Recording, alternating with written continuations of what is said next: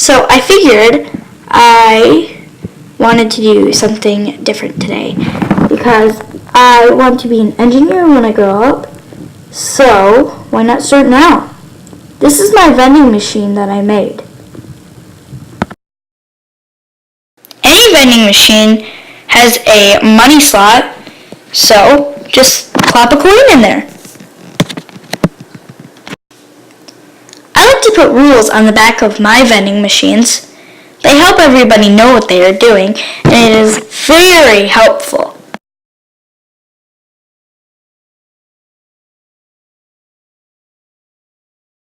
Turn the knob until you see the little black line.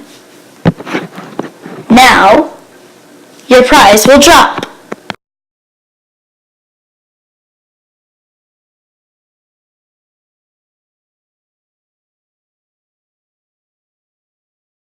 Now for the important part, the mechanics.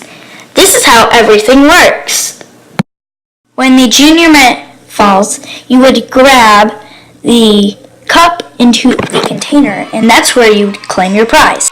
On the other hand, if you do not see that black line, you do not get your candy.